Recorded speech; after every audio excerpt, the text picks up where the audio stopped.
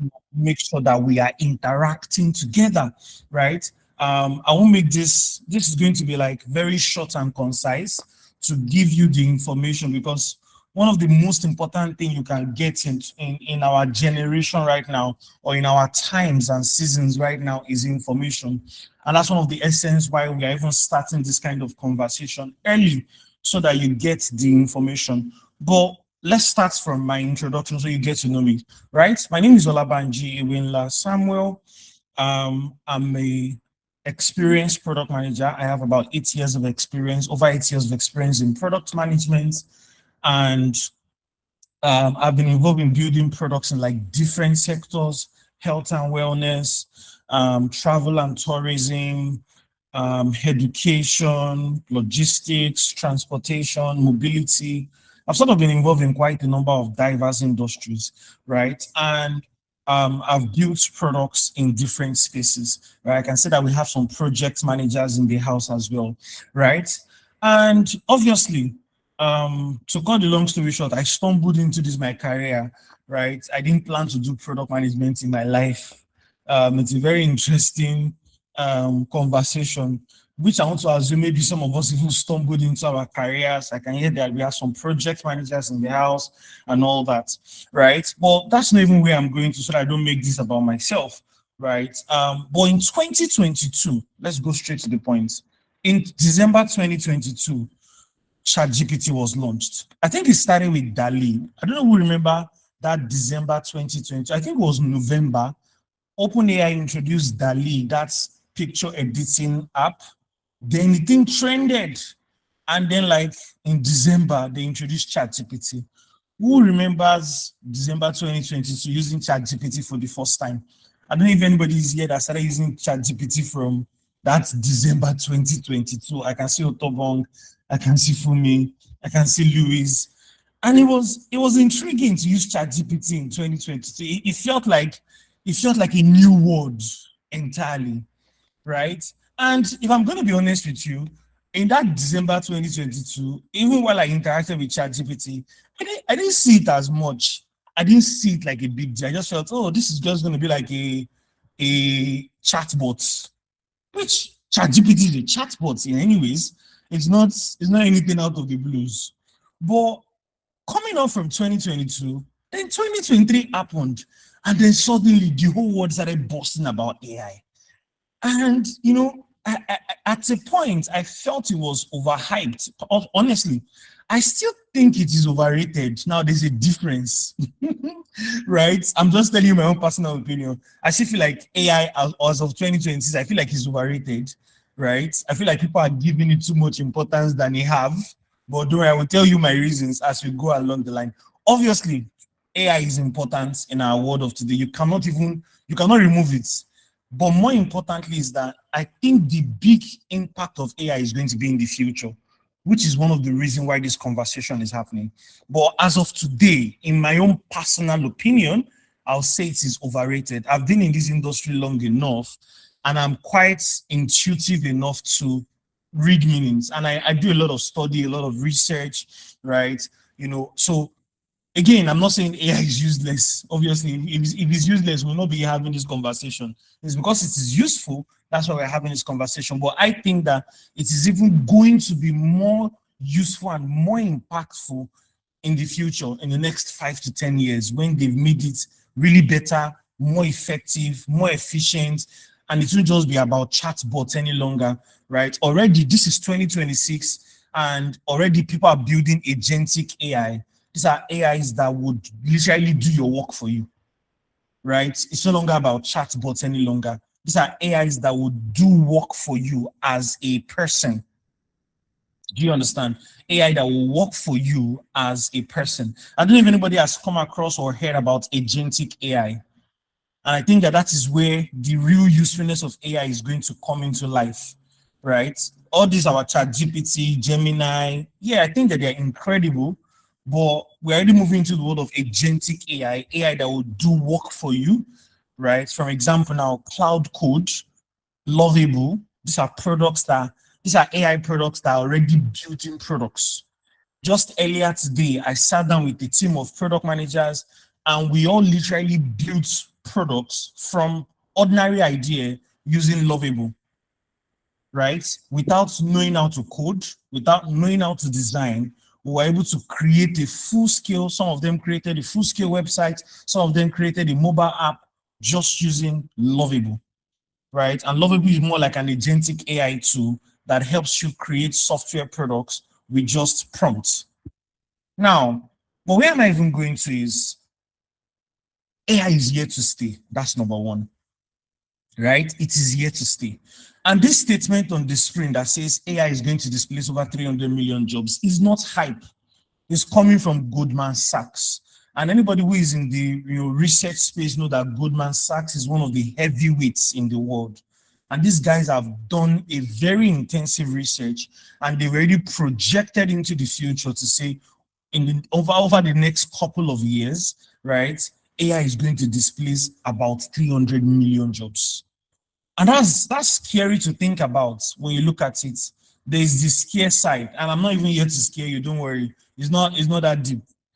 But the real point here is, are you ready for the future of work with AI? Because it is here to stay.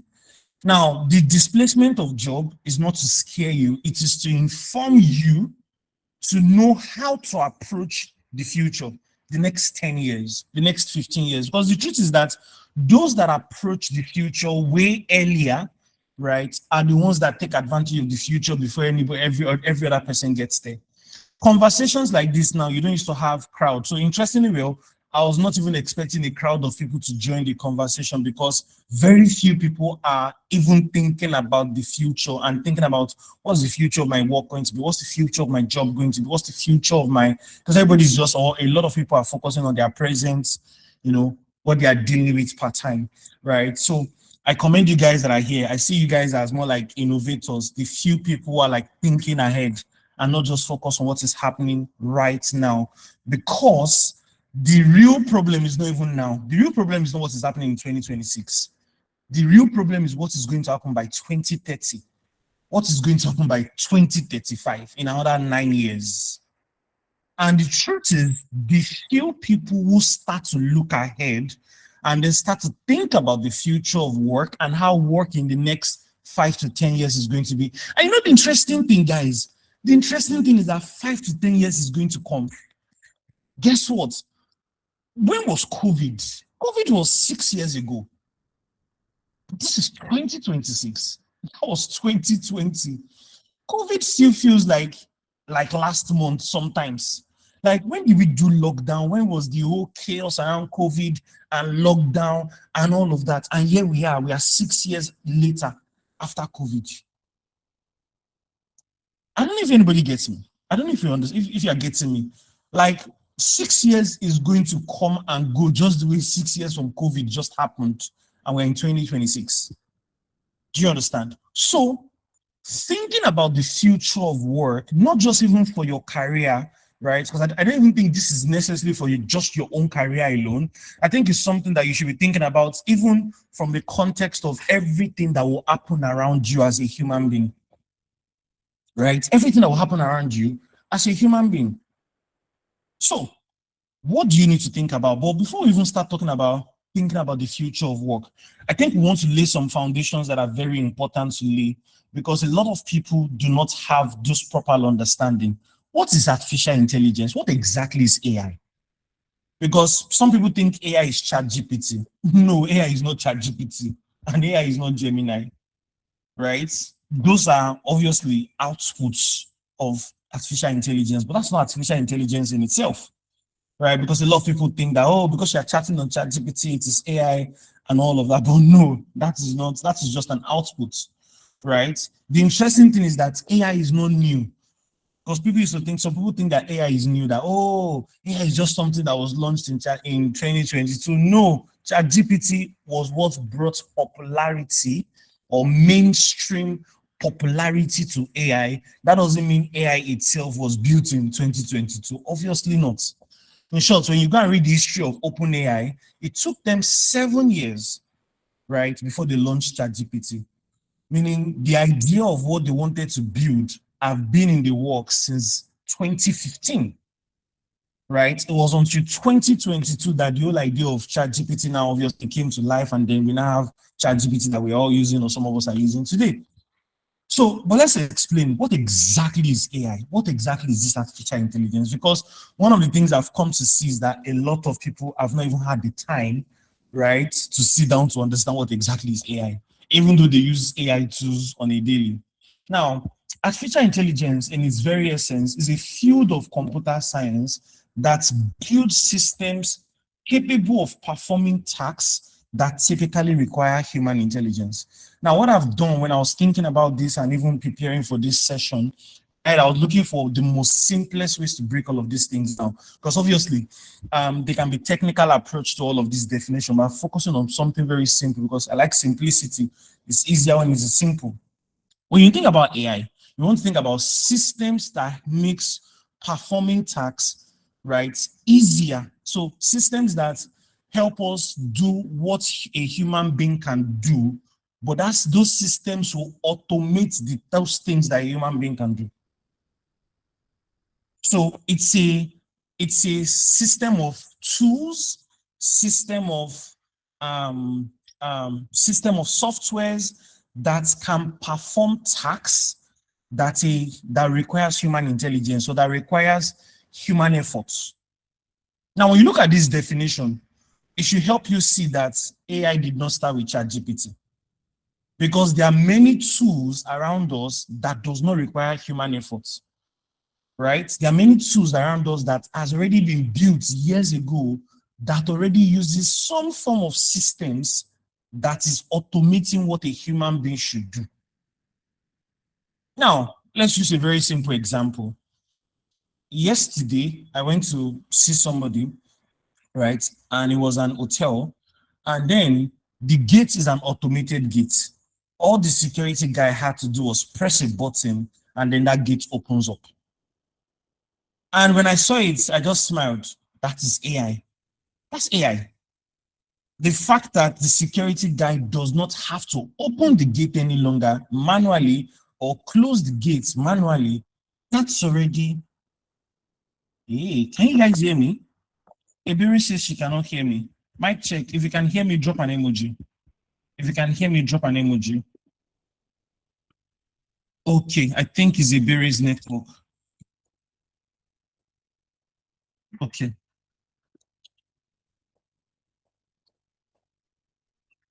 Okay. Please confirm again that you can hear me, just for me to be sure. Okay. Okay. All right, so let's go ahead.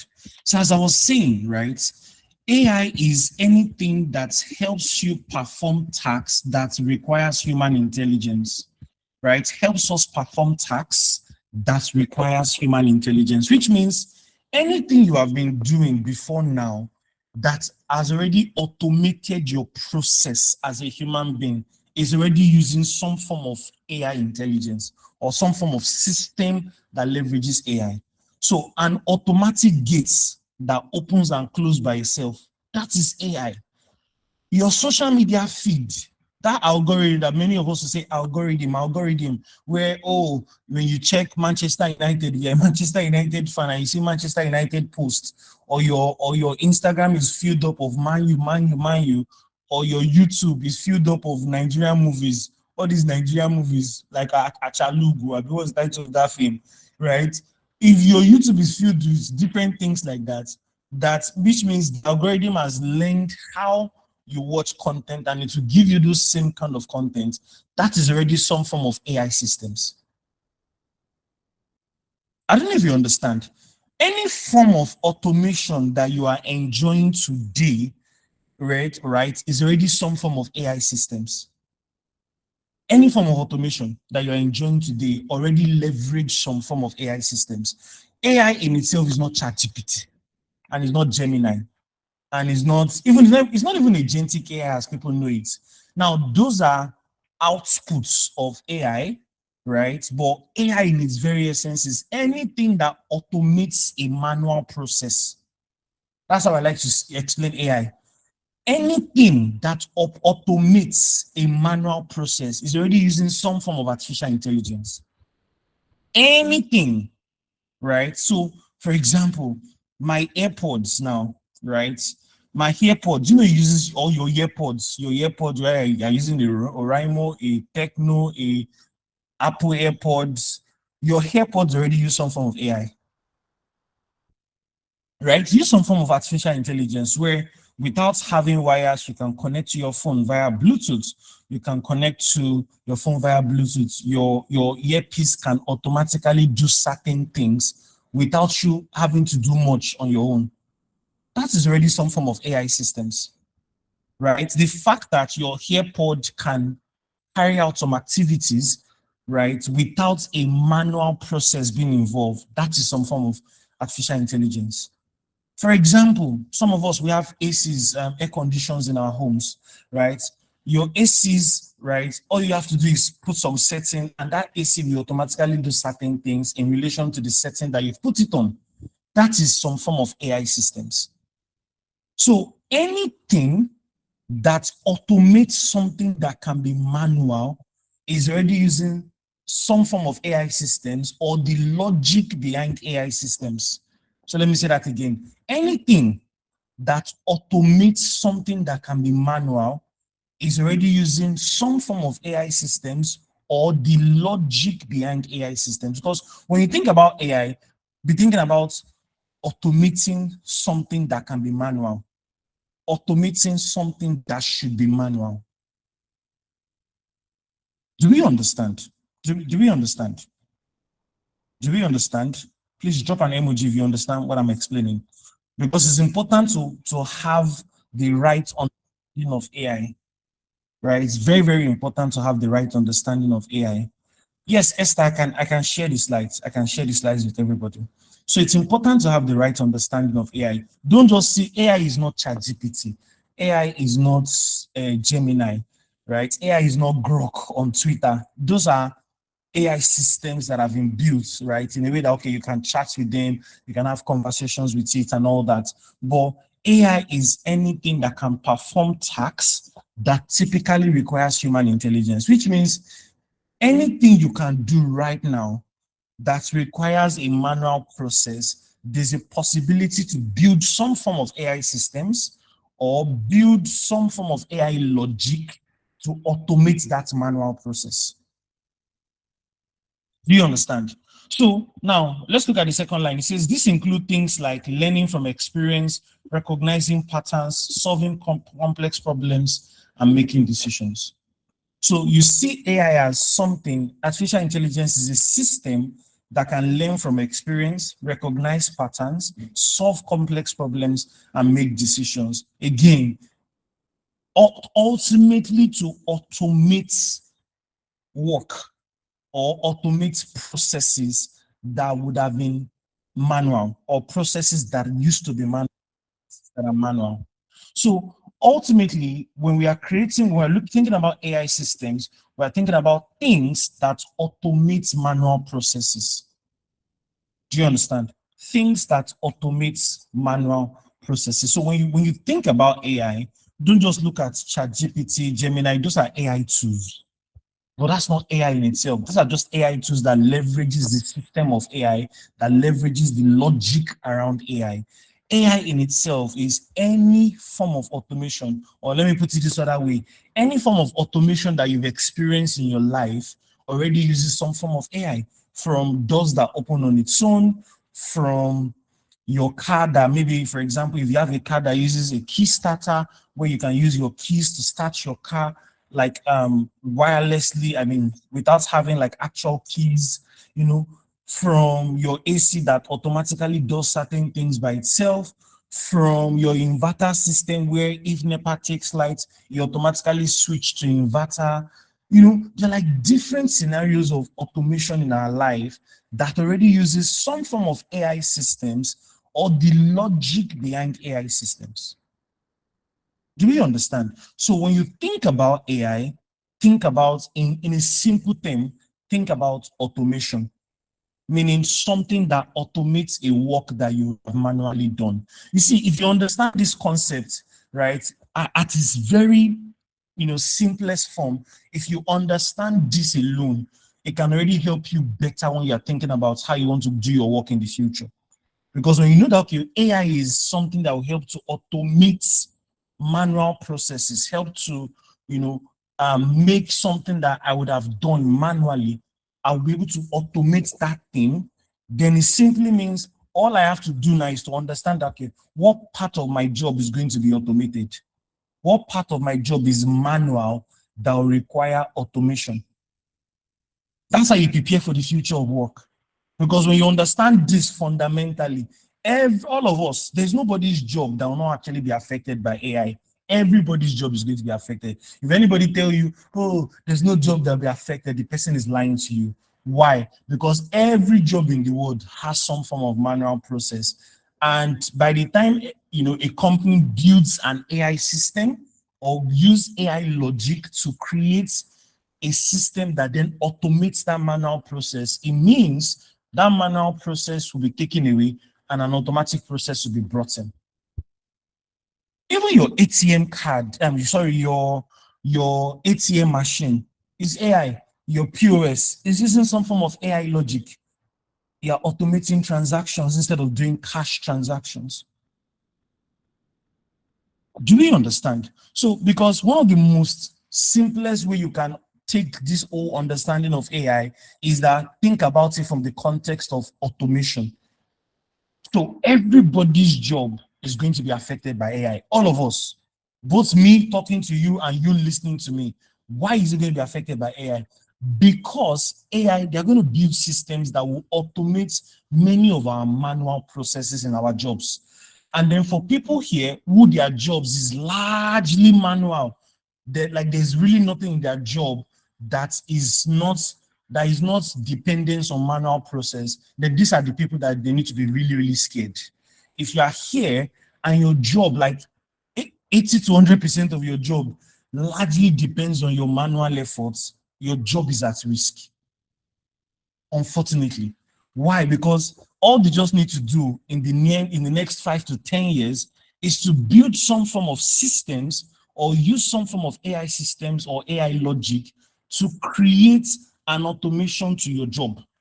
Something that will automatically do the work that you do without you being there. Do we understand? But let me move forward from here. Now, in 2026, I think I mentioned this earlier, right? The world has moved from chatbots, in 2023 and 2022, when OpenAI launched ChatGPT, everybody was talking about ChatGPT, 2023 ChatGPT. Obviously, by 2024, Gemini brought in, Google brought in Gemini, Twitter brought in Grok on X or Twitter. There are quite a number of chatbots out there right now. There's Gemini, there is ChatGPT, there is Grok, there is Cloud Code, there is, quite a number of them out there right now. But this is 2026, and what's the trend going now? The world is now going away from chatbots to agentic AI. Thank you, Esther. There is Copilot. The world is going from chatbots to agentic AI. Now, agentic AI, these are systems that they won't just answer questions like a chatbot, like a ChatGPT. They would actually plan and they will execute multiple step workflows, right? For example, Cloud Code is quite a very popular agentic AI systems. A friend of mine who is very passionate about AI, Grace, there's a way that she can integrate Cloud Code to help her answer comment section. And she did it for her LinkedIn account, right? It's a quite technical process. You need to have like small technical understanding because you have to integrate Cloud Code to her LinkedIn. And basically, she had a lot of comments on her LinkedIn, and all she had to do was use agentic AI, use Cloud Code, do some technical integration, and then Cloud Code responded to every comment on her LinkedIn without her pressing a single button. Right, without pressing a single button. All she just did was do the integration. That's agentic AI. This one is no longer go to ChatGPT, copy the comments, and ask ChatGPT to give you a response to the comments. You can see that that's a different ballgame, right? So the world is already moving from chatbot to agentic AI. And this is where this conversation becomes super duper important, because gradually there are going to be numerous agentic AIs across the globe over the next couple of years. And those agentic AI, at this phase right now, they're still very early. So they are still making mistakes. Companies are still training them. Those that are building agentic AI, they are still training them. They are still teaching them because AI is going to be taught. AI is learning, right? One of the fears that people have is that AI will learn, so it will not become smarter than human beings. I don't know, has anybody heard that gist that AI is going to destroy the world one day when it becomes smarter than human beings? Well, if you ask me, what do I believe? Right now, I don't even believe anything yet because, but we have all watched all these like Terminator. We watch all these science fiction movies now where, a automated system is going to take over the world. But maybe when we get to that stage first, maybe by then, right?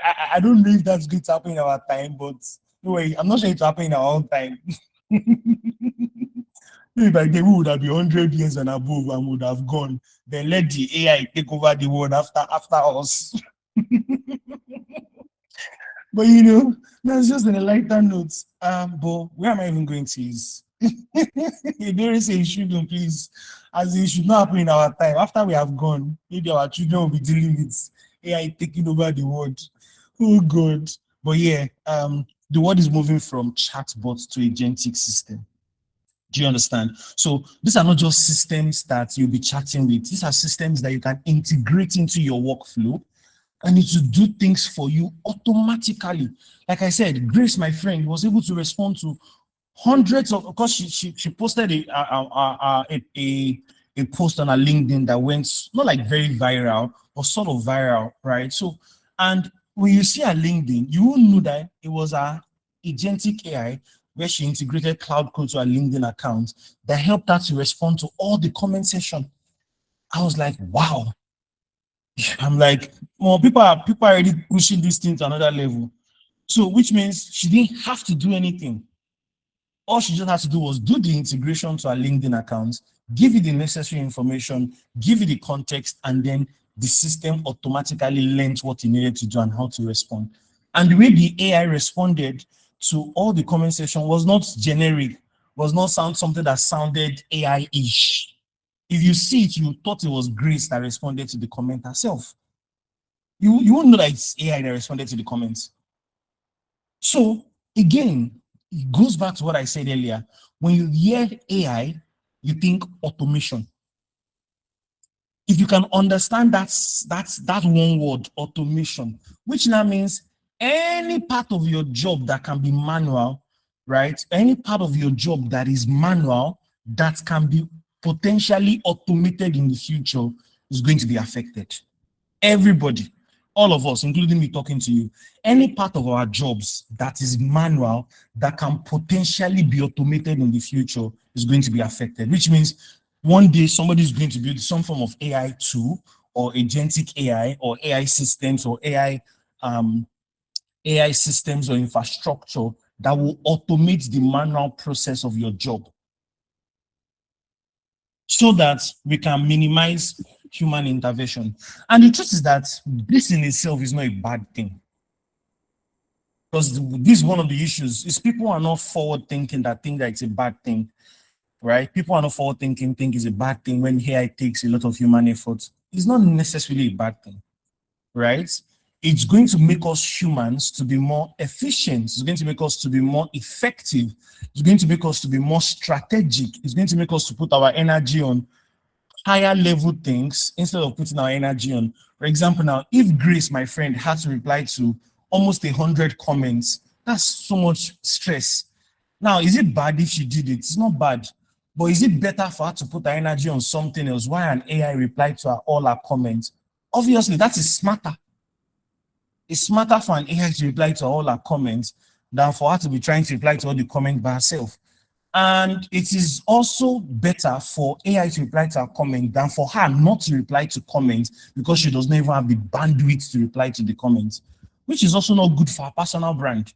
So for someone who is building a personal brand and wants to feel connected to her audience, but she does not have the bandwidth to reply to everybody's message, she can use an agentic AI that helps her reply to everybody's message without her replying to everybody's message so that she can put her energy on something else, something higher level. Do we understand? So when you think about AI, one of the most simplest way you can sort of understand how AI will impact your job is look at it from the context of automation, meaning what part of your job that you do right now, right, can be potentially automated. So I want us to do a simple task, everybody. I want us to do a simple task, everybody. Let's do this together, right? Write in the comment section. Just think, top of your head. Write in the comment section, right? Everybody, write in the comment section. Top of your head, what part of your job do you think right now is going to be automated in the future?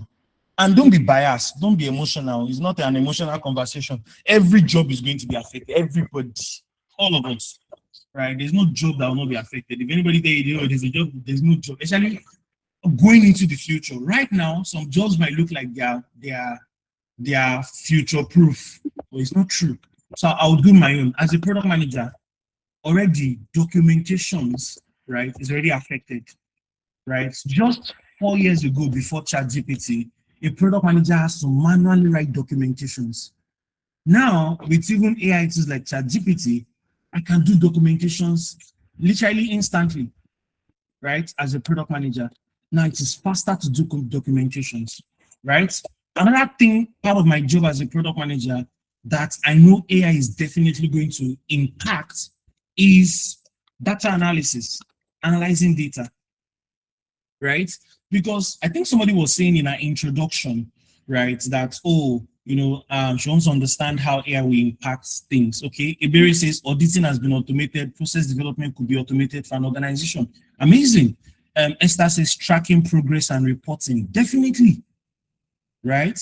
What part of my own job again can be taken or can be automated, which means a system can be built to make it faster, more efficient, right? I've talked about documentation, data analysis, right?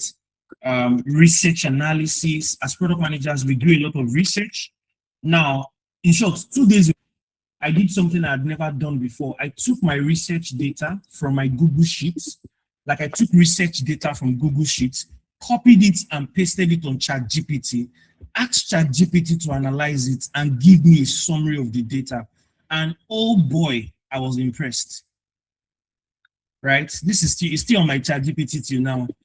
Can you all see my screen? ChatGPT. Right? I literally copied all this information from, can you all see my screen? I copied all this information from my Google spreadsheets, right? These are data sets from my Google spreadsheets, right? Posted it on ChatGPT and then asked it to give me an analysis. And he analyzed the data and he gave me a summary of the data and he gave me some suggestions, which means now I don't have to sit down. He will give me business opportunities that I can build based out of that data. Now I don't have to sit down on this data manually again as a product manager. I just have to take all my data sets, bring it into ChatGPT and let it, or any other AI tool, and let it do the work for me. Thereby simplifying my workflow, right?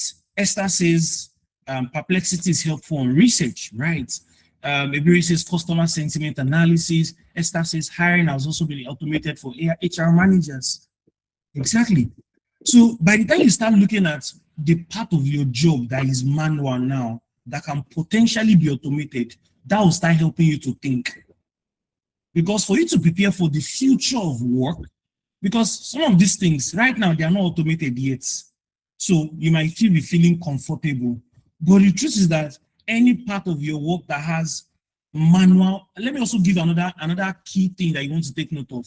Any part of your job that is repetitive, where you are doing the same thing every time, that job is going to be automated. That's another way to look at it. Any part of your job that is repetitive, like you're doing the same thing, the same thing, the same thing, the same thing, there is going to be potentially automated systems for it in the near future. Right? Now, let's move forward.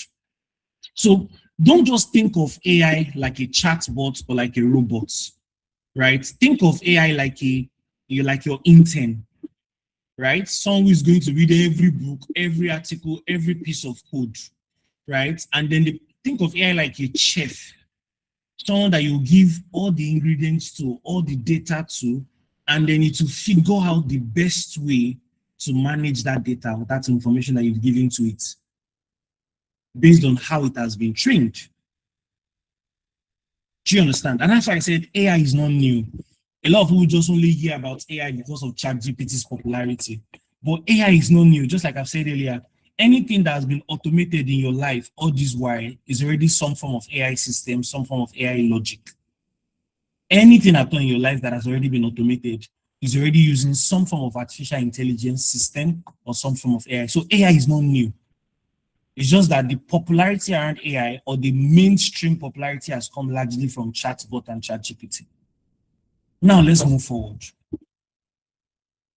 Now, here are the major reasons why companies will want to use AI, because I've seen people say, oh, it's not fair, it's not right, you're going to take charge of human beings, oh, it's not good, where do they want people to get job from? There is no job. You know, I've seen a lot of complaints, especially in the global space.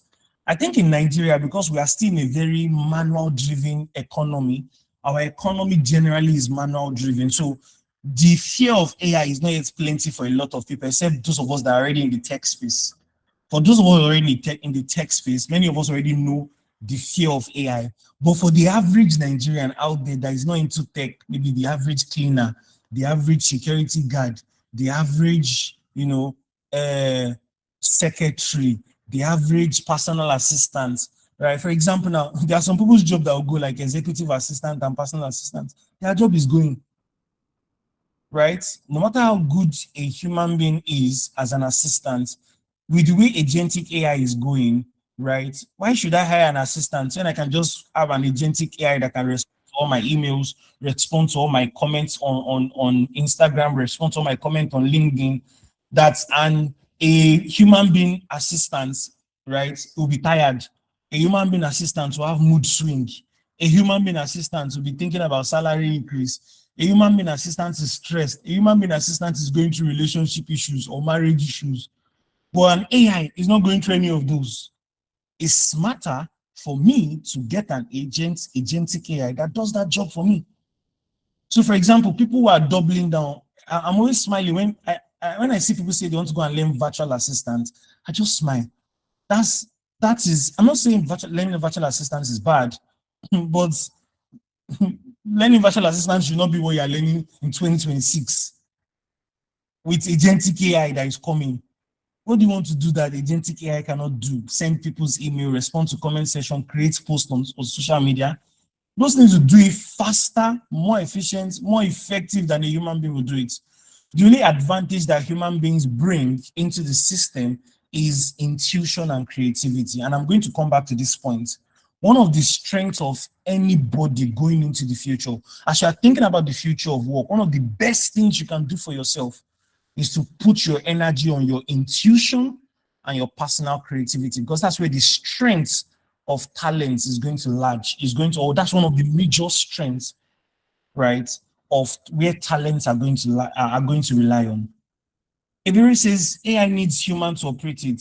It's because we are still in the early phase of AI. That's why AI needs human to operate it.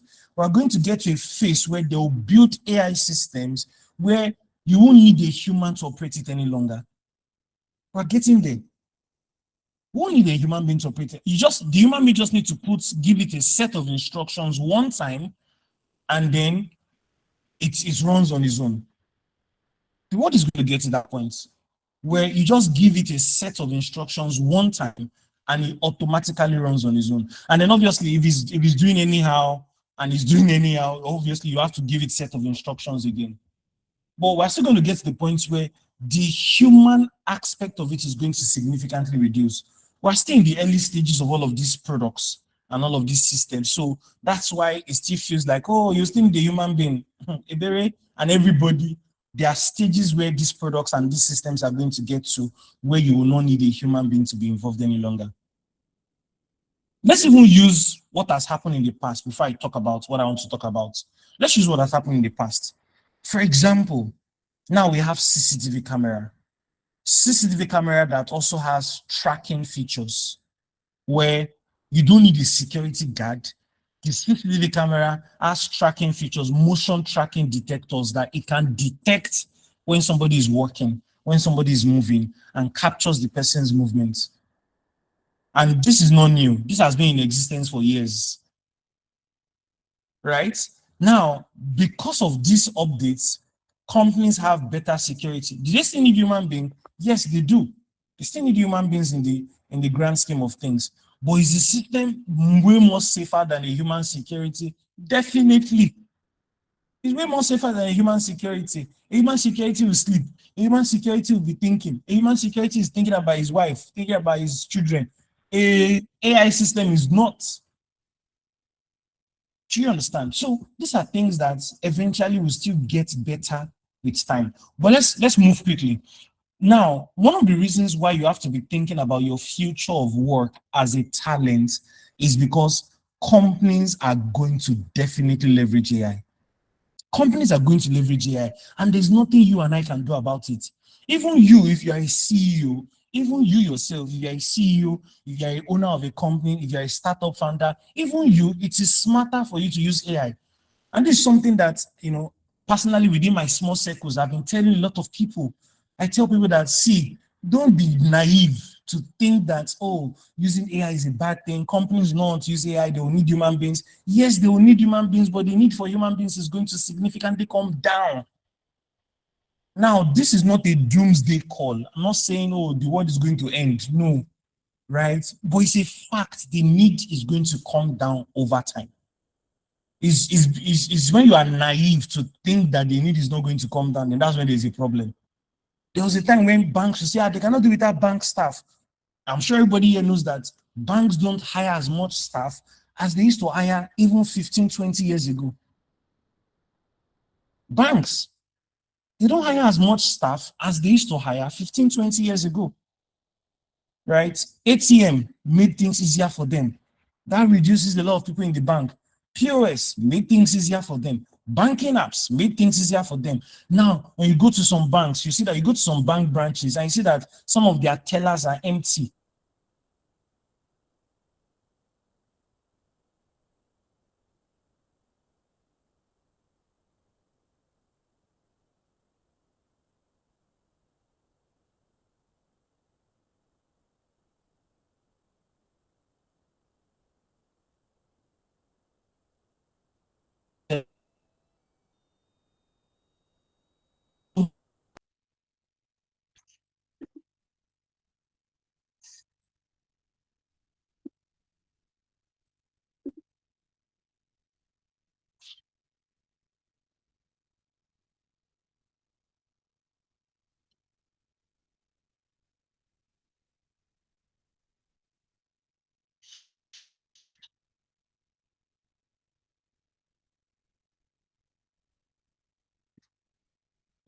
Okay, mic check, mic check. Can you guys hear me now? I lost my network for a bit. Mic check, can you hear me? Okay, awesome. So let's quickly talk about some of the major reasons why every company will use AI before we now go into the final conversation for today, right? Let's talk about why companies will use AI before we go into the final conversation for today. I had to come up with these documents, and even me, I leveraged AI to come up with these documents. I won't tell you that I came up with these documents from my head, right? I had to sit down, brainstorm with my Gemini because I enjoy using Gemini, even though I use ChatGPT as well. But Gemini, I think, is giving way more richer data context than ChatGPT. And when I was brainstorming and thinking about this and trying to think about, okay, what's the benefit of AI to companies? Even from my logical sense, right, I could already tell some of the benefits looking at what happened in the banking industry, right? I could tell some of the benefits looking at what happened in the manufacturing industry, right? So for you as a talent, especially, and even if you're a business owner, even if you're a startup founder, even if you're an entrepreneur, it's only smarter that you don't look at AI as a luxury. It's no longer a luxury. It's a necessity. And so it's an operational necessity in our technology-driven world of today. And here are some of the key benefits. And these are the reasons why companies will not hesitate to let people go if they can build systems that will automate the work for them. Companies are not that nice. And the truth is that if you are the owner of a company, you won't also be that nice because it only makes sense. You think about it. Wouldn't it make sense for you to automate something and instead of you paying somebody 1 million salary for that same thing, if you can automate it? The truth is that you would. if it's your own personal business. Because a lot of times when people are complaining about AI, they don't used to put themselves in the shoe of the owners of the business. It will not be, if you are the owner of the business and you have an opportunity to have an AI system automate something that you'll be paying somebody 1 million naira for, won't you automate it so that you can keep the 1 million naira into the business? You would. You would. That's the truth. You cannot be that nice. Even if you think you are nice now, you cannot be that nice. You would. It's better for you to keep that 1 million into your business, even if you're not spending the 1 million on yourself as a profit. But maybe that 1 million can be channeled into marketing for the business. That 1 million can be channeled into something else that will support the business. And that's why when I talk about AI, me, I don't talk about it from an emotional standpoint of, oh, it's going to affect people. I talk about it from a logic. It's a logical thing. If you're a owner of a company, even you yourself, you want to leverage AI. So, and if you know that you right now, you are not a owner of a company, or you are a talent, you are an employee, you are someone who, you are a 9 to 5er, then you have to start thinking about this. What part of your job, what part of your company would they want to automate? The truth is that AI is going to benefit productivity. Even right now, for the businesses that leverage AI, 64% of businesses already report that AI has booked their staff productivity. And it's true, right? Even for me, I can tell you emphatically, the amount of work I was able to do in the last 3 weeks with AI, I would never have been able to do it without AI. Right? I did a extensive research on Lagos transportation system, right? I did a extensive research on Uber, right, 3 weeks ago. And I was doing that research, and I literally took all my research data, took it into Gemini, gave some of it to ChatGPT, and I brainstormed and brainstormed and brainstormed. And if you see my documentation for that project, you'll be amazed. Even me, I'm amazed. Anytime I open that document and I see the level of depth of information, I'm like, God, I beg, how did I know all these things? Right? Because I can emphatically tell you, literally 4 years ago, for me to get this kind of amount of data to probably take me months, if not years. And I'm not trying to overhype. It will probably take me months, if not years, to get the level of information I was able to get in 3 weeks. Both from doing actual research and then from collaborating my research data with my Gemini, and then we are going back and forth and going back and forth and going back and forth. And the amount of work I was able to do in a short period of time, even me, I was shocked. By the time I finished and I saw the documentation, I was like, wow. I was just like, wow, because I doubt I would have gotten that level of information if I had not had the support of Gemini. And so what happens is companies will get more productive and they will reduce costs, which I already said. If you too are a founder, if you have the opportunity to use AI and reduce spending 5 million, 10 million, you will do it. And now ultimately companies also use to drive their revenue, because now they can use AI to make more money. Already right now, businesses that are adopting AI, they're already seeing a 6 to 19% increase in revenue. Already, even right now in 2026. Businesses that are using AI already see a 6 to 19% increase in revenue, which means they are making more money because they're leveraging AI tools. Right? They're making more money because they're leveraging AI tools. Now, decision speed is also faster. Right? Decision speed is faster. For example, even me, I saw this in my research process, in my transportation research process that I did, right? I was able to make faster decisions because I had like an AI system that was, checking my data, validating my data. We were brainstorming together. I was throwing some information to it. It was responding to me. I would tackle some of his feedback and say, oh, do you think this is right? To give me, alternative thoughts. And it was just interesting to see. Right? And then there is also market relevance. The truth is that even in our emerging markets like Nigeria, like Africa, people are using AI already. But it is still at its very early stage, and that's why this conversation is important. Right? It is still at its very, very early stage, and that is why this conversation is very important.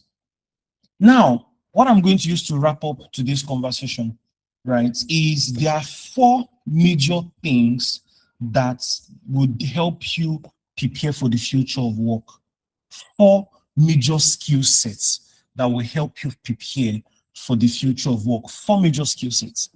And this is where we are going to use to drive this conversation home with everything that I've said, right? 4 major skill sets. Please give me a minute. But let me confirm, does anybody have any questions thus far before I talk about the 4 major skill sets? Does anybody have any questions? If you understood everything I've explained thus far, drop an emoji. If you understood everything I've explained thus far, drop an emoji. Does anybody have any question? Any question? Any question? Okay. So before I talk about, give me a minute, before I 4 skills, 4 major skill sets that anybody needs to have now thinking about the future of work, right? Before I talk about it, and then we'll use that to wrap up, and then we'll take any other question that anybody have, right? Give me a minute. I'm trying to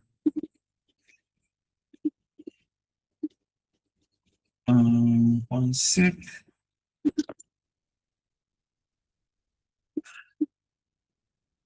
So the way I think about it is I think about those 4 skill sets as human modes, right? What do I mean by a mood? A mood is like something that helps you stand out, something that helps you become relevant, something that gives you differentiation. Yes, that's the best word. So in strategy, we call it moat. Moat is anything that gives you different, right? Okay, Esther has a question. Esther says, the question I want to ask is for tools for brainstorming, is it Gemini or Copilot? I have personally not used Copilots. So I don't know. I personally not used Copilots, but I don't know if Copilot is as effective as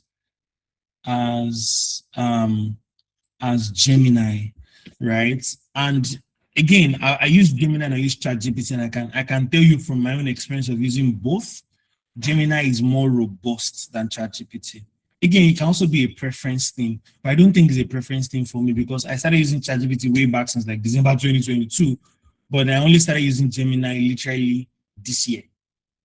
So, and I can tell from using Gemini this year in comparison to using ChatGPT that I've been using for a long time, that Gemini gives me a little bit more robust brainstorming conversation. So from my experience, right, for brainstorming, Gemini is way more effective than ChatGPT, right, for brainstorming. So from my experience, but I don't know if anybody have a separate experience. Cloud, amazing, very good question. Cloud is great for building things, right? Cloud is great for building things. So when you think about cloud code, is incredible for building. So if you're like someone who is building agentic AI, you want to use, for example, what my friend I talked about, Grace, now what she did was integrate cloud code to her LinkedIn, and then that automated responding to our comment section, right? So cloud is better for building or creating things. Do you understand? So you want to create a website now, you can use cloud code and to create all the functionalities without even needing a developer or needing a designer. You want to create a mobile app, cloud code can do that for you. You want to create an agentic AI, cloud can do that for you, right? So cloud is way more advanced for creating things. Cloud is not for brainstorming or for having conversations with like ChatGPT. Do you understand? Right? I don't think it's best for that purpose. But if you want to create things, then yes, cloud for creating things, right? But if you want to like brainstorm, you want to research, you want to do analysis, then Gemini, ChatGPT, I think they are quite good for that research, analysis, brainstorming kind of thingy. Yes, Lovable too is also good, but cloud is way more advanced than Lovable. Esther. Lovable is great. I use Lovable in short. When I was talking about me working with product managers today, some product managers today, what we did was on Lovable. Lovable is simple and easier to use. Cloud is advanced and more technical. The people that enjoy cloud, or cloud, I don't know if I'm pronouncing it well. Yeah, it's I don't know if it's cloud or cloud, but I'm sure so it's CLAUDE. Don't mind my pronunciation, right? But yes, it's what Esther has highlighted, and what Iberi has highlighted. I mean, Esther, CLAUDE, not cloud like cloud, not like cloud in the sky.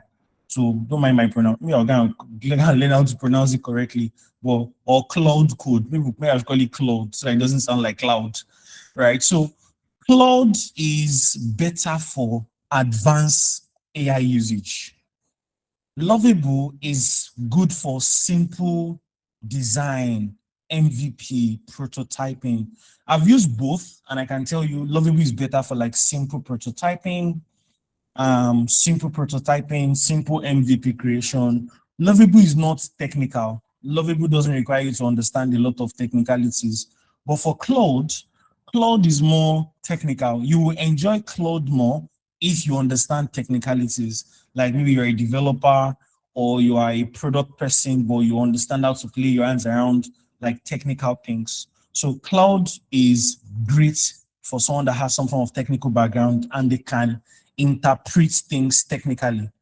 Lovable is more simpler for everybody. Anybody can use Lovable. You don't even need to have any technical background. You just need to know how to prompt correctly, right? Then ChatGPT, Gemini are good for brainstorming, research, analysis, and so on and so forth.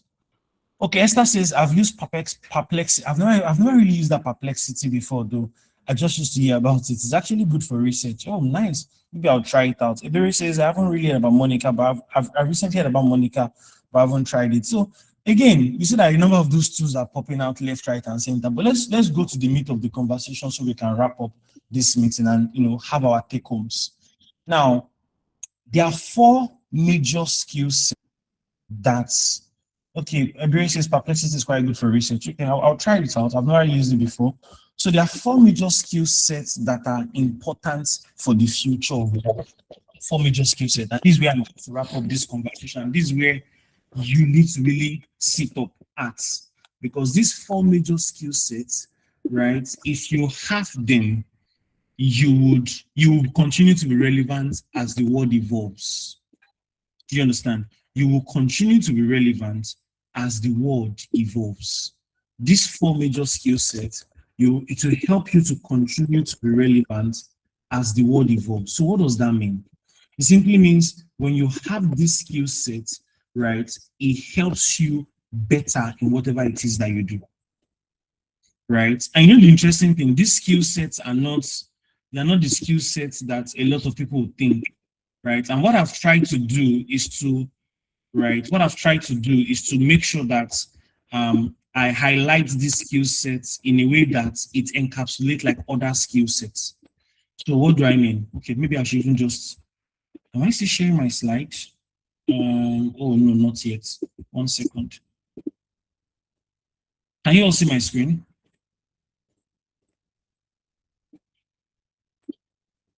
Okay, not yet. Hold on. I think there's something up here. 1 sec. I'm coming.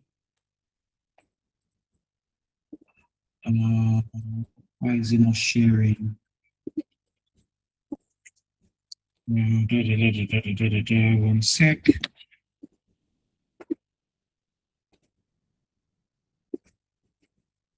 Oh, give me a minute. I think it's my connection.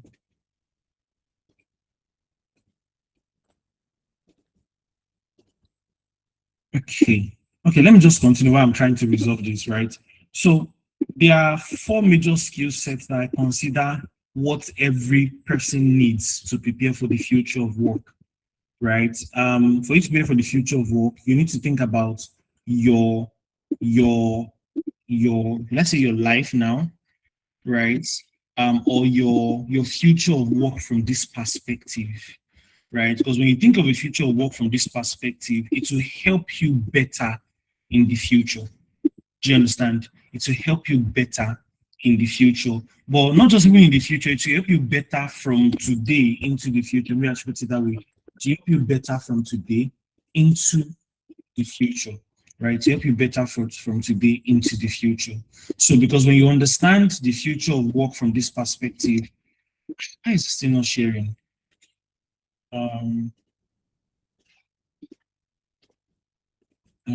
One sec. So I have to leave here and come back again. Oh, hold on a second, guys. Ouch. Why isn't it sharing?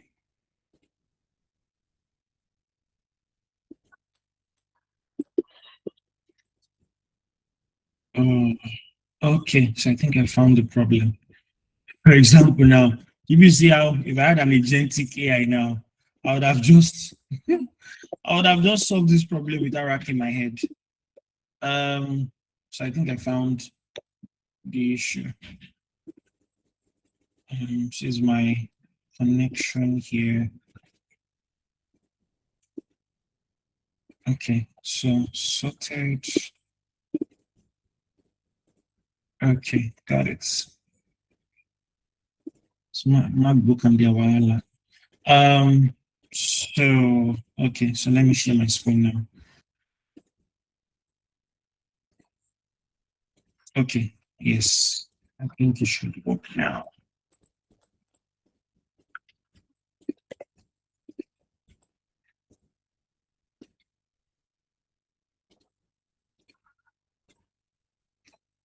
Okay.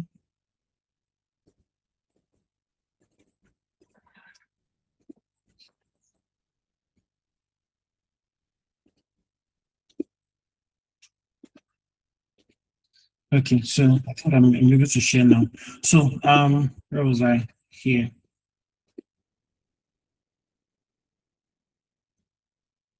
Okay, can you all see my screen now? Can you see my screen now? Okay, awesome. So there are four major skill sets, and that's what we're going to use to sort of wrap up this conversation as you prepare for the future of work, right? But I'm not going to look at it from the context of skills, from like tech skills. Yeah, we'll talk about it, but I'm going to focus more on skill sets. Now, um, with the way AI is going, right? The first major thing that AI cannot do and would never be able to do, and which every talent wants to be future driven, the first thing you have to take note of is you have to be a person who focuses on understanding the why behind development, understanding the why behind the creation of something, right? See, anything you are doing in this world of today, if there is no people that understand the why, right? If there are no people that understand the why behind the creation of that thing, right? Even this AI we are talking about now, there are some people who are building those AI and they need to understand the why, right? So, like I call it human modes. The first thing you want to do is be somebody who understands why. Now, AI is world class at solving problems once it is given a definition. That's why I said no human being can compete with AI on that. The moment they can give AI a sense of direction, right, it's going to get it done, which is why, when Ebere said, oh, we still need human beings to operate it. The truth is that over time, the need for human beings operating AI is going to significantly drop. The moment they've given it a sense of definition, do you understand? The moment we're giving AI a sense of the definition, the need for human beings is going to significantly drop. However, AI is not good at figuring out, if we are solving the right problem. AI is not good at figuring out why we are even trying to solve that problem. AI is not good at knowing why the thing you are trying to do is important. And so, one of the best things you can do for yourself as you prepare for the future of work is to be someone who knows how to define why. Like, why is this thing important? If you are someone who knows how to define why, right, your relevance is going to continually be important, or you continually be relevant. Now, what is why? Why we mean things like defining business goals? AI cannot define business goals on your behalf. You have to eventually define the business goals. Now, if you remember earlier, I said something about intuition and creativity. Remember, as I made mention of that statement earlier. Intuition and creativity is going to be one of the strengths of anybody who wants to continually be relevant going into the future. If you are someone who is not at the moment building your intuitiveness and your creativity to come up with things based on, again, your intuition, your study of things that is happening around you, right? AI is going to take your job, or you will not be relevant in the future if you're not intuitive. Intuition is the strength of every human being. All of us have some form of intuition, right? We have some form of knowing based on how we are dealing with situations in real time. So, defining business goals, identify customer pain points, knowing what features that can actually drive revenue, things like that. Business strategy, things like that. Do you understand? Can you look at it here? It says AI doesn't have business intuition or market scheme. It just follows vision. It just follows instruction. That's one of the weaknesses of AI. Is what you is garbage in, garbage out. Is what you give in that it will give out. Do you understand? But now, human beings, because we human beings, we are dynamic. No human being is super straightforward like that. All of us human beings, we are not super straightforward, right? I've been doing product management long enough to know that human beings are not super. Even me that I'm talking to you, so I'm not trying to form all-knowing and almighty. Even me that I'm talking to you, I'm not super straightforward, right? And it's not because I'm a bad person. It's not because you two are a bad person. It's because human beings, we go through different cycles. Today you are happy, tomorrow you are sad. Today you have money, tomorrow you don't have money. All of that changes your behavior, changes your pattern, changes your happiness, changes your joy. I know people always say, oh, even if you don't have money, be happy. It's easier said than done. It's easier said than done, right? People say, if you don't have money, be happy. If you don't have money, money is not everything. It's all of those just said and done. It's just in theory. So at the end of the day, because human beings are dynamic, right? Which means understanding the why behind things is one of the strengths that you can develop as someone who is preparing for the future of work. And that's where roles like product managers, my role still comes in. Strategist still comes in. Roles like business architects still comes in, right? That's where, this kind of roles that are very focused on why, focus on intuition, focus on understanding why things exist, right? They're going to be relevant. Not because of those roles are special. It's not because being a product manager is special. It's largely because the role of a product manager is more reliant on the why than it is on what we are even creating. It's about the why, right? Why are we even building what we are building? Do you understand? But now I'm not limiting it to product manager. We have brand strategies, we have business architects, we have even the CEO role. Every company is going to have CEOs. Every company is going to have, executive teams, because these are the people that focus on the why, right? Which now means a lot of junior level roles are going to be scraped out. Junior level roles, and I'm going somewhere, because junior level roles, they're not focused on why. Junior level roles are focused on doing the actual manual work. One of the best things you can do for yourself is please don't sit down and be in the junior level role for a long time. You want to move yourself from someone who is doing manual work to someone who is doing strategic work. The best, so this is number one skill set that you need to thrive in the future of work with AI, strategic work. Move from being someone who your work is heavily reliant on manual processes to your work being reliant on strategic influence or strategy, or overseeing the entire strategy of that entire product or business or systems or whatever it is that you do. If your work is too reliant on manual processes, things that you have to do yourself, it's a matter of time before AI catch up. It might not be there now, but you can bet that it is going to get there in the next 5 to 10 years. So you want to move yourself away from anything that is just keeping you in the daily activities of your job to anything that puts you in the strategic activities of your job, regardless of whatever it is that you do. So I'm not even here to pitch any career. I'm not here to tell you to go and be anything, right? But everybody should look at their careers and think about, oh, what part of my job is going to largely focus on strategy, and let me start leaning towards that as a strength, so that as the world evolves and as AI continues to grow and get better and eventually take away your manual process, right, you'll be very strong strategically.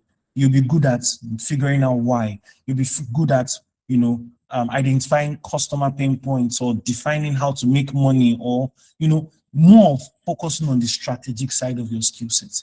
And every career has a strategic side. Every career, right? Every career. For example, I used to be in the music space, right? I still do music, but it's just for personal enjoyment at the moment. But there was a time when I was so, big on music. I play the keyboard, I sing, I direct a music band. I was choir master, I was MD. I used to sing auto. I used to, tenors, auto, all of that. And it was amazing. But then I read a book, Midas Touch. Interestingly, that book was written by Robert Kiyosaki and Donald Trump. I didn't even know Donald Trump was going to be a president of America at the time when I read that book for the first time. Because then he was not even president of America, the first one that he did, the first one. But when I read that book, that's when I named that, every career has strategic side. For example, in the music space, you are the keyboardist, you are the singer. You're not the music, the keyboardists and the singers are not the one that makes the most money. Who makes the most money? The artists themselves, or the people that even make the most money in music is the music label. And I'm sure everybody have heard one or two gist about music labels fighting with their artists. From Mercy Chinwo and our music label to Rema and Marvin. We've heard all of these plenty gists in the music space about how artists fight with their music label. Why? Because the real money, even the artists don't make as much money as the music label. The real money is made at the strategic side of the business. The artists are the one popular. The music label is the one making the most money. And that's why there's always friction with artists when they become really big, that they now want to stay on their own and they don't want to be under the music label because they know that the music label makes more money out of their skills than they themselves make money out of the skills. That's why every major artist eventually leaves their music label to go and stand on their own. Wizkid left Banky W. Olamide left this one. That one left down. This one left down. And you can see the trend. Why? Because the real money is not made in the singing. The real money is made in the label. I don't know if you guys get me. And I didn't use anything tech, just so that you understand. Do you guys get me? Mic check. Are you guys with me? Exactly. Okay. I can only see Iberi. What about Zaid? What about Esther? What about Amina? Are you guys with me? So, and I'm just trying to help you guys see that the real money in any craft, anybody, and I'm just telling you from my own experience, because I was in that music scene. I literally worked with the music producer very closely. Some of you might even know him. His sound is very popular. Timmy J on the track. I was his keyboardist for a while. But when I read that book, that's when I knew that all of us are not doing the same music. Those people that are playing keyboard, we that I used to play keyboard then, were at the bottom of the track. Then the singers, they are at the bottom of the track, the backup singers, and then maybe the artists are somewhere at the top of the track. But even the artists are not as rich as their label. It's the owners of the labels that make the most money than even the artists that they signed. Meanwhile, it is the artist that is singing the song and it's the artist that is popular. Why? Because those that manage the label, they are the ones doing the strategic work. The artist is just singing. So I use this example so that we can look at it from a non-professional standpoint or non-career kind of standpoint. Because when people think about when we say strategy, a lot of people think that it's for business people. It's not for business, even for you as a career person. The best thing you can do for yourself is not to stay at the bottom of your career or even at the mid of your career if you are ambitious. The best thing you can do for yourself if you want to really hit the peak of your career is to switch from doing the work to being a manager of the people that do the work to being the strategic controller of the people that do the work. That's why I think about it. If you ever want to like be really, you want to succeed massively in any career at all, switch from doing the work to being a manager of the people that do the work, then to now being the strategic leader of the work. Those are three different things if you want to thrive in the future of work. Because in the future of work, those that are doing the work at the bottom, they will eventually be cleared out. Right? Those that are doing the work, I say this without even fear or mincing words. And that's where the 300 million jobs, that's where they are. If your job right now is still focused on doing the work, you are going to be cleared out over time. So you have to move from doing the work to managing the people that do the work, then to eventually becoming the strategic oversight for the work. So the people that will be relevant in the future will be those that manage the people that do the work, which means where Ebere talked about, oh, we'll still need human beings. The truth is that yes, we'll still need human beings in the future. It's not like human beings will be taken away, but it will now be the managers of the people that do the work.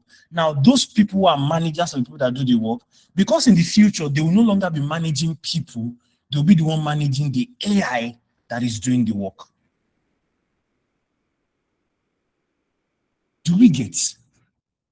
I don't know if you guys get what I just said right now. So in the future, those that are doing the work, right, which is where most jobs are, the 300 million jobs we are talking about here is those that are doing the everyday work, the manual work, the everyday manual process, right? 300 million, over 300 million is in that space already. You as someone who is preparing for the future of work, don't want to be in that cadre of people that are doing the work manually. You want to graduate from doing the work manually to becoming the manager of the people that do the work. So that by the time the agentic AI clears those that are doing the work, you will now be the one managing the AI that is doing the work in the future. But you don't want to stop there. You eventually want to become like a strategic oversight. But at least being the manager of the people doing the work or the manager of the AI doing the work is better than you doing the work. So how you prepare for the future of work is not by being someone who knows how to do the work well. Let me say that again. How you prepare for the future of work is not by being somebody who knows how to do the work well. Knowing how to do your job well, unfortunately, is no longer relevant or would no longer be relevant over time. Knowing how to do your job well would no longer be relevant over time. Have this in mind, knowing how to do your, because everybody's saying learn how to do your job well, learn how to do your job well. Unfortunately, with the way the world is going with AI, knowing how to do your job well will no longer be relevant over time. Instead, you need to transition to knowing how to manage the people that do the job. So that by the time AI takes over the job, you will then be part of the people that is managing the AI that is doing the job. And those people are going to be few. They're not going to be in the billions, right? So yes, it will take a lot of jobs, but unfortunately, it's not going to take those that are managed, because at the end of the day, you're still going to need, which is where I can sort of agree with Ebere when she said, oh, it will still need human beings. But the truth is that it will clear a lot of human beings and then have some few human beings that they manages it. And even those few human beings that are managing it, right, they themselves have to be very careful, right? But it will still need human beings managing, but it is going to be way few than you can even imagine right now. It might look like we'll need a lot of human beings, but the next 5-10 years, the number of human beings that will be needed will significantly drop. So it's only those who have mentally and significantly prepared themselves to be managers of the people that do the work, which in the future, it's now become managers of the AI that do the work, right, are the ones that will continue to be relevant in the future. But eventually, where you want to get to is you want to become the strategic guide of the work. Be the person that controls the strategy that the manager uses and the AI uses. The next thing is ethical oversight and high stakes accountability, right? Ethical oversight. And I won't spend too much time there because I think number 1 and maybe number 4 are probably my biggest bets. But this is also going to be important, right? Because eventually the world needs some form of rules, some form of guidance. Society will not allow an algorithm to take the fall for a massive failure. So the world needs some form of accountability, right? People who will be relevant in the future are those who are going to focus on, building some form of system that prevents AI from doing anyhow. So this is like a defense mechanism. And the truth is that anybody who is in a job that has to do with preventing AI from doing anyhow, those people will continue to be relevant. Do you understand? But this role is very technical, right? It's very technical because you have to understand how the AI system works. You have to understand machine learning models, large language learning models. You have to understand, algorithms, privacy management, cybersecurity. Any role that sits in that space, right, or any career path that sits in that space of preventing AI from doing anyhow, they will continue to be relevant because the world, nobody in the world is going to allow AI to do everything without any guidance. And this role of people who are going to be like, ethical oversight is still like the managers of the AI. Remember what I just said in the previous conversation about those that manage the AI? Because the role of people like this is to manage the AI, actually. But it's just that they are not the only ones who are managing AI. There will be other departments involved in managing AI, right?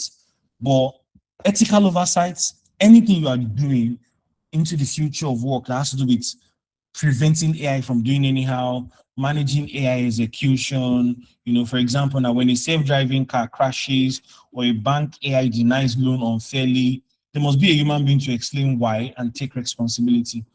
Right? Accountability cannot be outsourced to code. So that's where you start having cybersecurity people, AI ethics officer, compliance directors, anybody who is going to be like a checkmate to AI, which is still more like a management role. Like they're just going to manage the AI, but their roles are not only, these are not the only roles that manage the AI. So anything you're doing going into the future that has to do with managing AI and AI output is going to continually be relevant. Because now in the future, there will be more AI and there will be more chaos that will comes with AI, which means if your role is in a role that has to do with managing AI drama, managing AI wahala, you will continue to be relevant because in the future there will be more AI wahala to deal with. There will be more AI drama to deal with. There will be more AI problems, AI issues to deal with. So anybody who is in the role of managing anything in relation to AI, right, in terms of ethical, in terms of compliance, in terms of regulation, you continue to be relevant. Number three, right, is complex physical dexterity. And this is where, has anybody heard the gist that people should go back to learning people should go back to becoming bricklayers, carpenter because of AI? Who has heard that gist? Anybody heard that gist? Right? So there's this gist now, especially in the that people have to go back to some kind of job, plumbing, electrician, because those are jobs that AI cannot take. And the truth is that there's a level of truth in that conversation. There's a level of truth in that conversation. Complex physical dexterity, right, is something that AI cannot do, right? And even into the future, AI is, yes, they're going to build robots. There's a lot of robots out there which leverage artificial intelligence. But the truth is that the nuances and the dynamics of physical products, hardware, right, they are very interesting. And for an AI to get into that entire dynamics of hardware solutions, hardware creations, it's not going to be very easy, even in the next 10 to 20 years. Right? For example, you can see the simple example here. AI cannot climb ladder in Lagos when rain is falling. I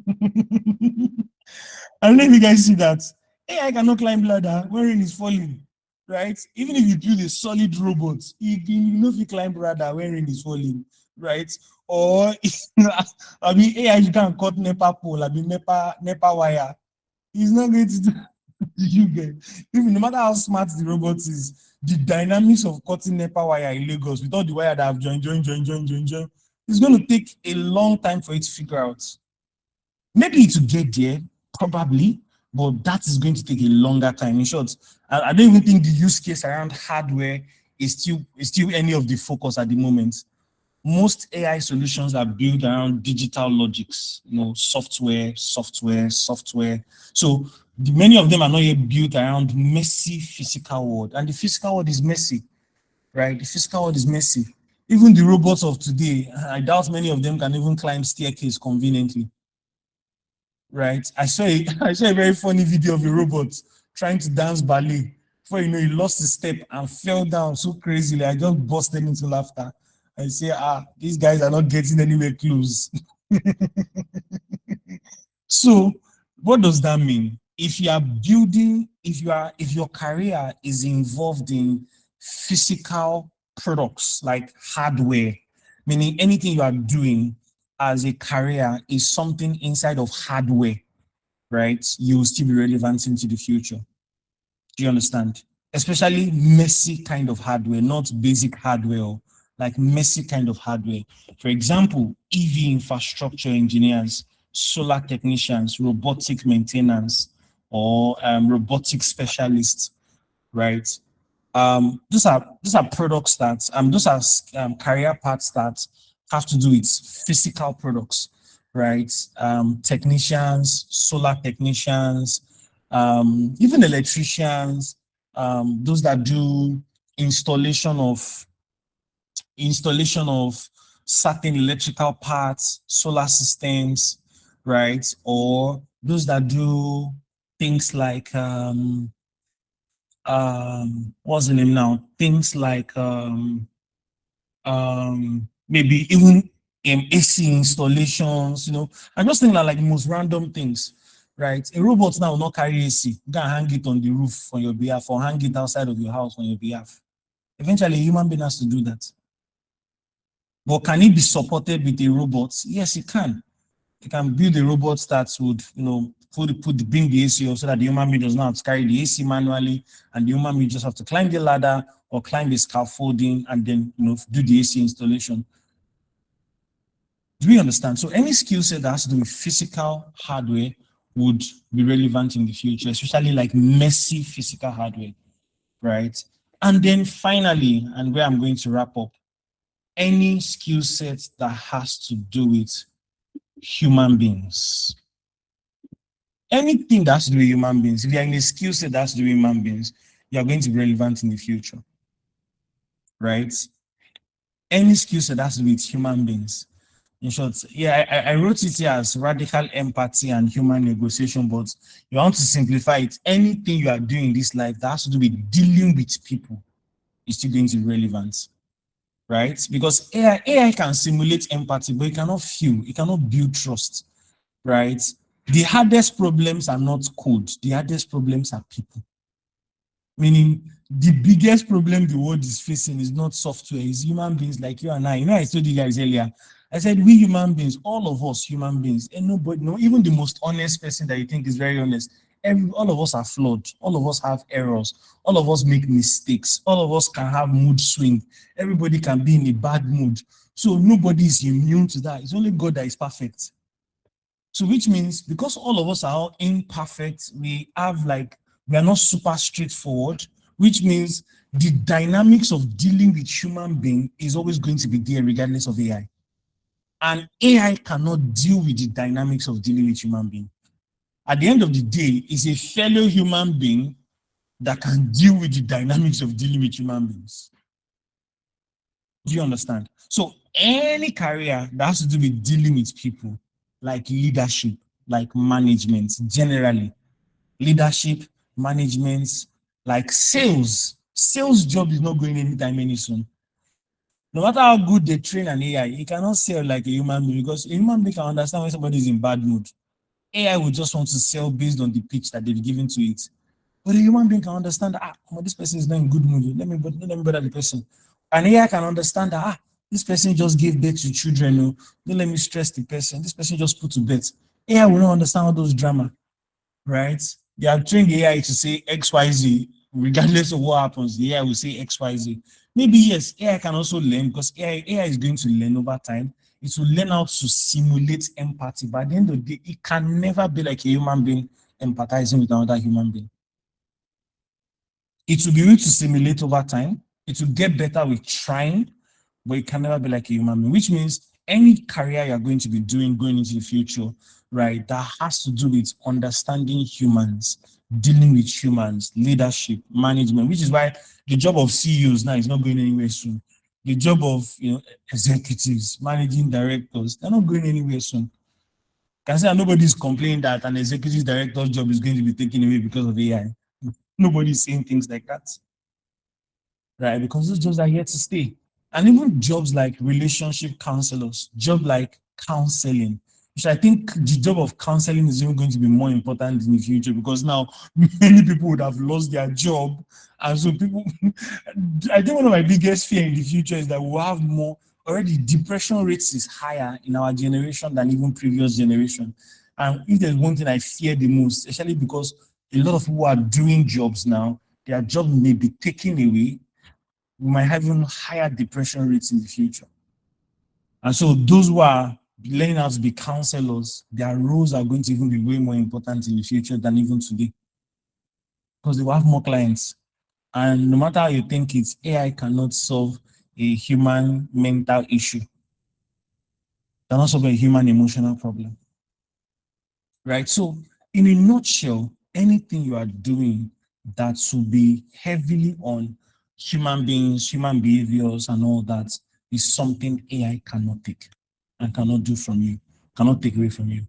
So I'm going to leave us with this as a take home, right? Go and think about it for yourself. What you are doing right now, right? Does it cover? I just did this chart here, but I don't want us to take too much time. What you are doing right now, is it strategic? Is it something that focuses on why? Or are you doing something that has to do with preventing AI from going haywire?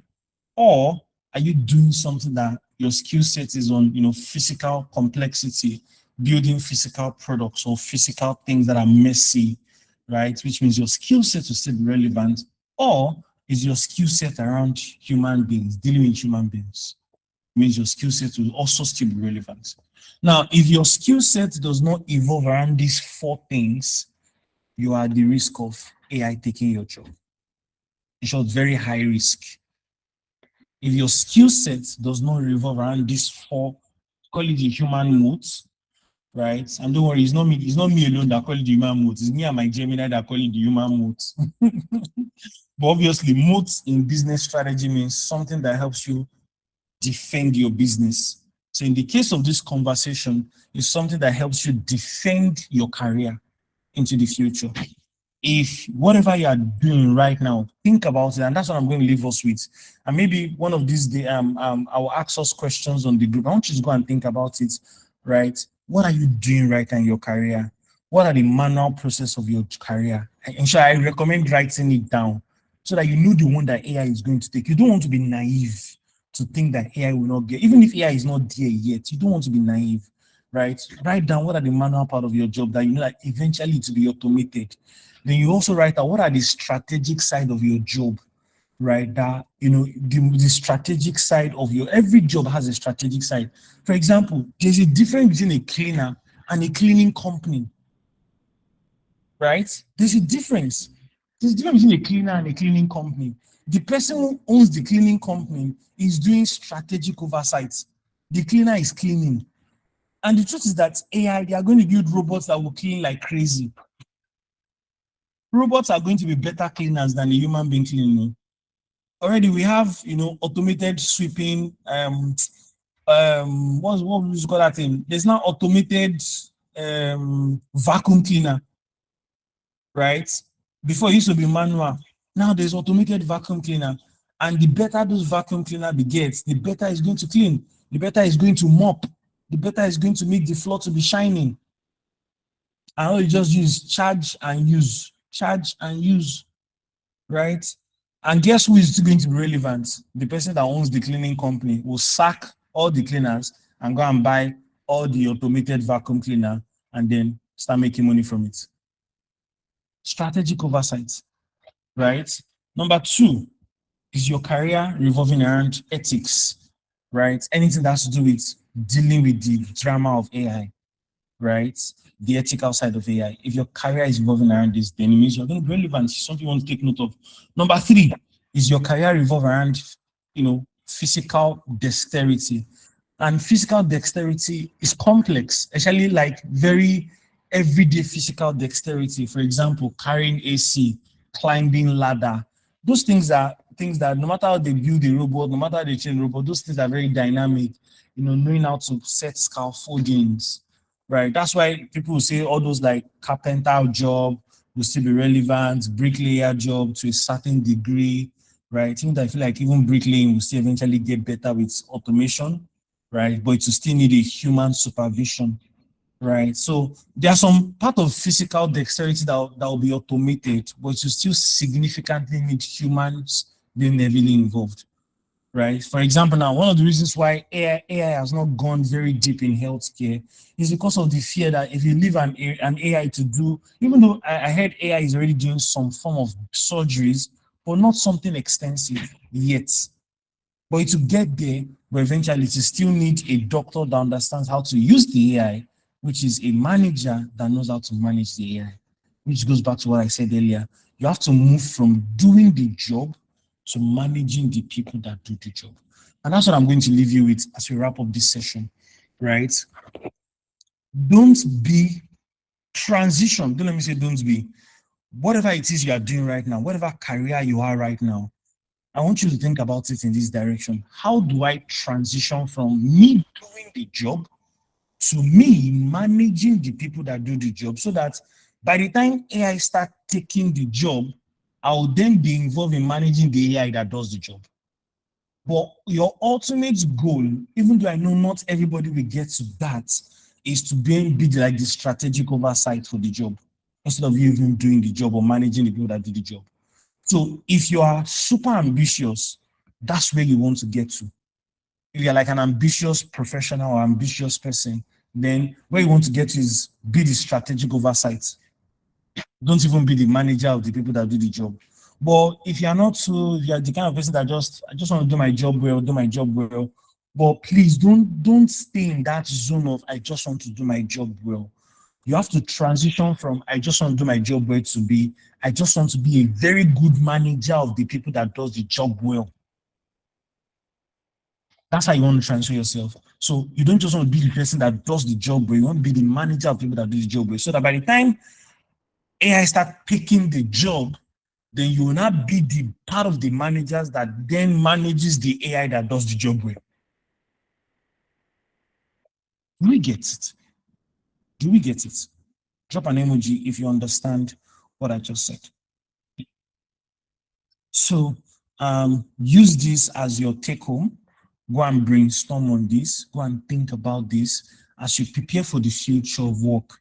I want you to think about this as you prepare for the future of work because the future of work is coming, but it's those that are prepared that will take advantage of it ahead of time. And again, I leave you with that question. What you are doing now, can it be automated? Go and write it down.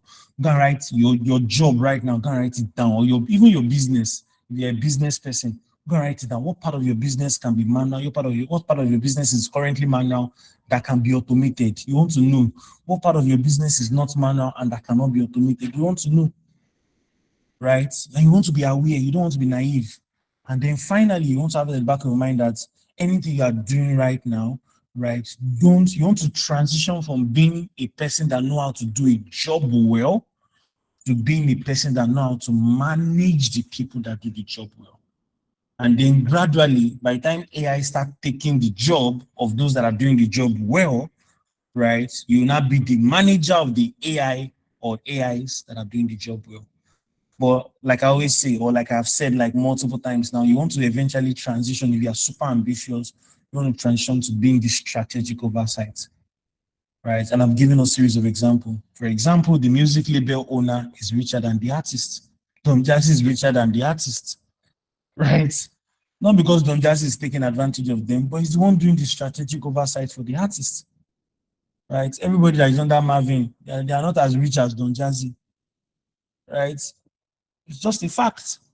The owner of the cleaning company is richer than the cleaner. Unfortunately, that's how the world works. Tonelimilu is the guy at the top of UBA. Is richer than every banker that works at UBA. So eventually, if you are super ambitious, you want to take strategic oversight. If you don't like stress and you don't want to be that ambitious, but at least don't be the person that do the job. Be the manager of the person that does the job. And that brings me to the end of this conversation today. I hope that this has been insightful. I hope that you've learned something, and I hope that this forms like a foundation for you to think about your future, think about your work, think about how you want to transition your career, so that you don't stay as the person doing the job, but transition to at least being the manager of the person doing the job. And you want to start that journey early. You want to start that journey early. And then also on the other hand, you want to make sure that you know how to leverage AI even now that AI has not taken your job yet, right? Learn how to use AI to make your job faster, smarter, more efficient, get you more outputs quicker, right? You want to focus on that. Um, any questions before we call it a night? Any question? Any question? Any question?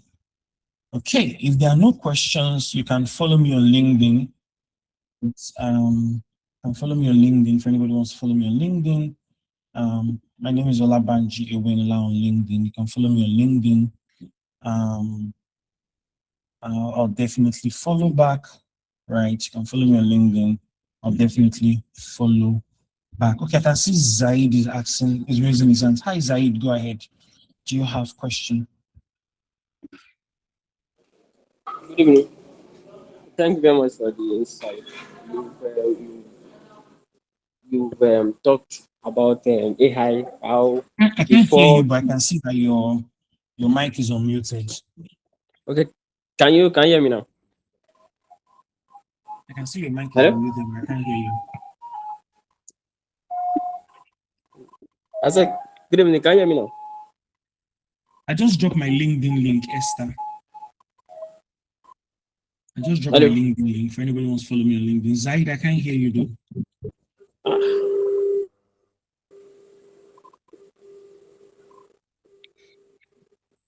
I just dropped my LinkedIn link for those that want to follow me on LinkedIn. What about now? Oh yes, I can hear you, Zaid. Yes, I can Okay. hear you now. Good evening. Uh, Good evening. Thank you very much for the insights. You've talked a lot about AI, the four keys, and all.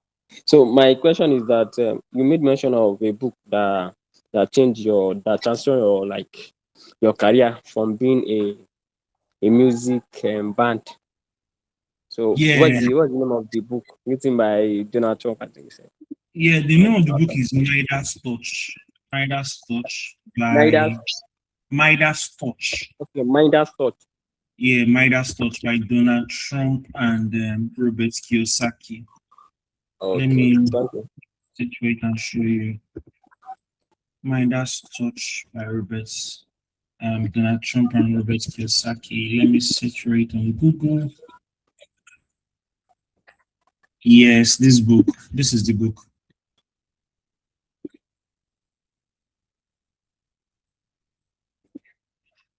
Midas Touch by Donald Trump and Robert Kiyosaki. That was the book that opened my mind to so it's not just by it's not one thing I learned from this book was don't just be the person that does the job, be the person that manages good. And so that was where I first learned that that whole idea. That was what made me stop doing music actively, right? And took me into the path of being the manager of people that do the music. So that was what took me into like MD, directing, and then gradually, sort of moved me away from that, being like, I want to be a very good keyboardist or be a very good pianist because if you are a good keyboardist or pianist, you are still going to be broke, you are going to be poor.